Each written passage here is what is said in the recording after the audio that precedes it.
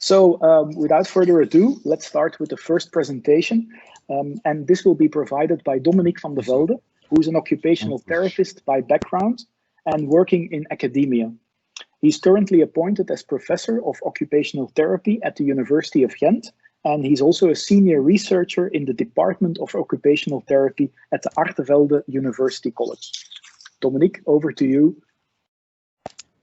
Well, thank you very much, Geert, for the introduction. It's an honor for me to be here, and thank you for inviting me. I'm going to share my screen, and I hope that everything works as it should be. If someone can give me a small hint whether they can see the screen now. Okay, thank you very much. Okay, Daphne. As Geert said before, I am van de Velde Dominique. I'm an occupational therapist. And I'm going to take you on a journey that we have been following for the past 2 years when COVID-19 entered our country.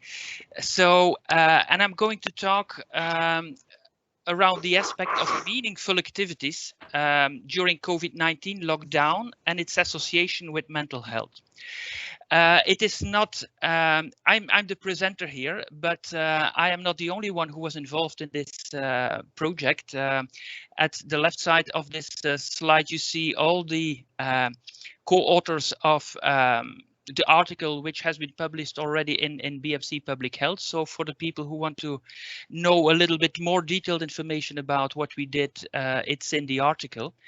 But before starting to dig in the results of this article, I wanted to share a little bit about what was the impetus for this study. And the impetus started because we have a doctoral student who is dealing with the importance of considering meaningful activities in rehabilitation. And with meaningful activities, we mean actually all activities that people do during the day. So the ordinary things that people do day in and day out. But important, the fact that they should have granted value to it. And the value that people grant to activities is for every individual differently.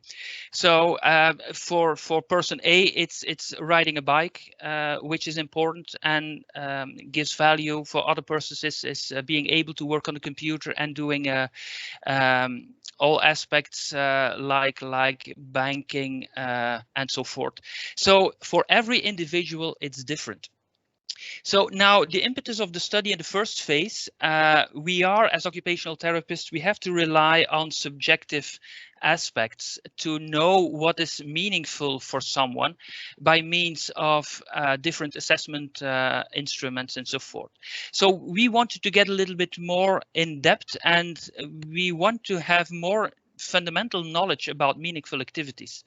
And one of the aspects that we are dealing with at this moment is, can we visualize meaningful activities in the brain by using FNIRS, EEG and fMRI, for instance, with the goal in the second phase to see how we can increase the impact of meaningful activities and the use of meaningful activities in rehabilitation. And then we think about mental imaging, for instance. Is it possible already to start rehabilitation when the person is not yet mobile, but in his bed, thinking already about the meaningful activities that he will perform later on in rehabilitation and afterwards in the post-rehabilitation phase in community then. And can we put this meaningful activities in immersive rooms, virtual reality, augmented reality, the Grail and so forth. So this was the impetus of the study. But 2 years ago, we saw an opportunity, and the opportunity was indicated by several persons at the same time, and as I do see who is here available in this webinar, it was actually Professor Miet de Letter who said, as occupational therapist, you should do something with it. And then we started, and our main question was how can we learn about meaningful activities and the potential and the strengths of it, due to COVID-19.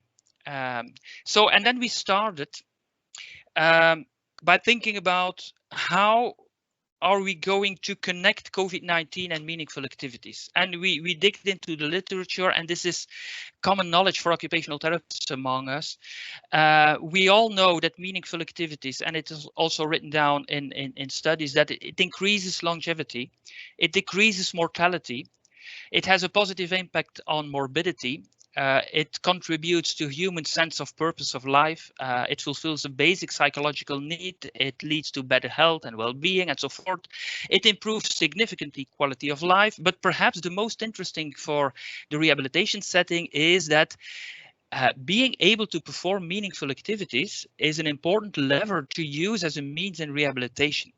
The more meaningfulness we can put in our activities, during rehabilitation, and also using activities that are meaningful from beforehand for the individual, leads to better outcomes in rehabilitation and also better processes in rehabilitation.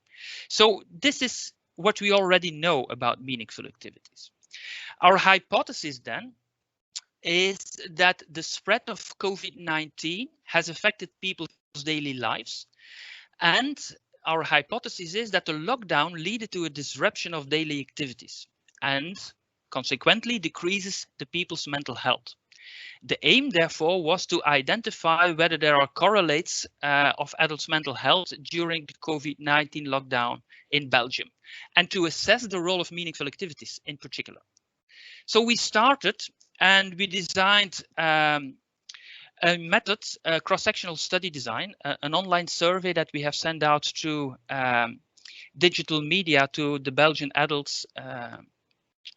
And we incorporated 4 different instruments. First of all, of course, we wanted to have some of the socio-demographic data, but we wanted also to have some information about activities. And we developed some kind of a survey based on the ICF and the activities that people performed. As a general, or the main outcome measure, we wanted to see whether the general health questionnaire could be a feasible scale, and indeed it did. So we used the GHQ for that. We also incorporated a resilience scale, because based on the literature, we came to the conclusion that resilience is a very important variable to take care of when doing research concerning the general health of people. And the most important one for us was the engagement in meaningful activity scale, the EMAS, and that brings a little bit a view on how important and how meaningful people consider their activities they perform in daily life. So the time was between April 24 and May the 4th in 2020. So the first lockdown, which is for a lot of us still clear in our minds what it did with us. And regarding the data analysis, of course, we did some descriptives to see whether there was changes in activities. And then we did a linear regression analysis to see whether meaningful activities could be a factor, a variable that explains why people lose mental health. For the bivariate analysis, we did some Mann-Whitney Hughes and Kruskal-Wallis, and for the continuous variable Spearman, and for the multivariate, we used the control variables from the bivariate analysis, and then we put it in a second model together with the meaningful activities and the EMAS scale. So this was our method.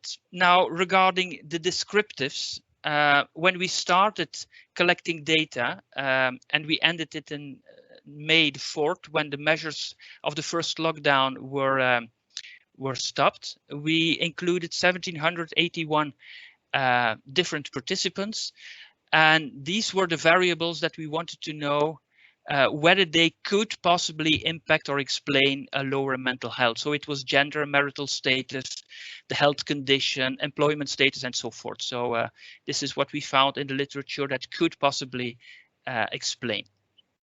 Now, the first result, what was changed in the activities? And if you see here this presentation here, the red columns, or the red parts in the column, that indicates that persons didn't do this activity anymore due to lockdown.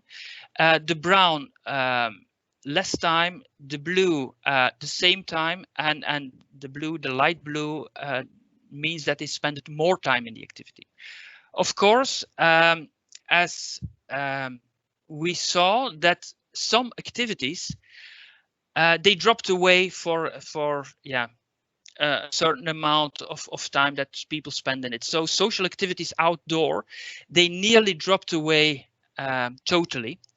Also, for instance, another, I'm not going to go through the entire scheme, but what we see here for students who had a student job, 68% had to quit the student job, so that affected their mental health possibly a lot. So these were a few negative aspects, but of course we had also we saw also positive aspects. So more people get involved in housekeeping activities and in activities indoors. Also sports. We all know that running became very popular, and walking in the park and so forth. So we saw that people changed their behavior and adapted their activity capital. So also here, little tasks in the house, taking care of family.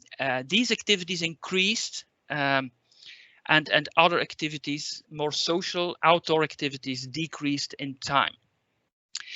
And what we wanted to see also is not only the time they spent in it, but also the adaptation in the activities was very important for us. And we wanted to see whether they adapted their activities in another environment, whether they did it in another way, or whether they chose a comparable activity leading to the same values as the other activities that they performed. Just a small idea, social activities outdoors, people were able to adapt it, and 70% of the people, they did it in another way. And I guess everyone had it in a certain time during the lockdown, the first lockdown, a Skype aperitif, which was some kind of an adaptation by doing it another way to keep social contacts. Also, again, sports was an interesting activity. Here you see that people, when they went to the gym, they could not go longer. They could not go to the gym any longer, so they started running. So 35% searched for another comparable activity to reach the same values. So it gives us a lot of new insights about how people adapt to new situations. Now, going to the regression analysis, we found some interesting variables that explained why people lose a little bit of mental health. And very important here is, throughout the rest of the presentation, the higher the scores on the general health questionnaire, the lower the mental health. So the higher the score, the lower the mental health is of people. And we saw that the explaining variables is gender. And it was the females who lost more about their mental health during lockdown. Having children explained also a little bit why people lowered their mental health, and people with no children were even worse than people with children. The living area, urban people experienced lower mental health than people living on the countryside. Also, the living space, having a balcony or having a garden, was a variable that had a lot of impact on the mental health of people.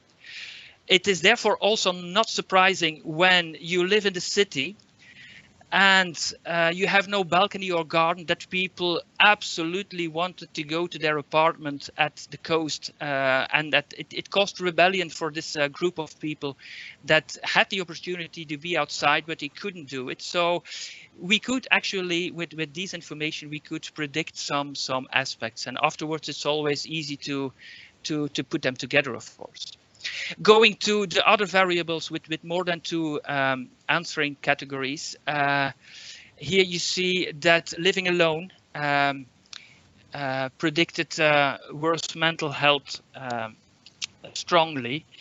Employment status, people who worked were better in mental health than people who didn't work, and the students scored the lowest, which is very important for us as teachers also to see that. Living condition, when you live in a room alone, you have a very bad mental health. Also, and this was very important as well, we also asked for the health condition. We saw that healthy people were the best, of course, related to mental health. People with an acute illness, they scored very low, and people also with mental illness scored very low. But people with a chronic disease, they lost less mental health on the general health questionnaire compared to the other people, and even compared to the healthy controls, meaning that people with a chronic condition were better armed to deal with the adaptation and how to adapt to the situation of the chronic condition. Now, if you combine these two, being student and living alone, it's another good predictor for good quality of life and mental health if you are a student living in a room, leading at the long run to la boom, because yeah, we saw that the mental health for this group of persons was very low. Then, of course, we also added the continuous variables, the EMAS and the CD risk. Also here you see that there was a significant correlation with mental health.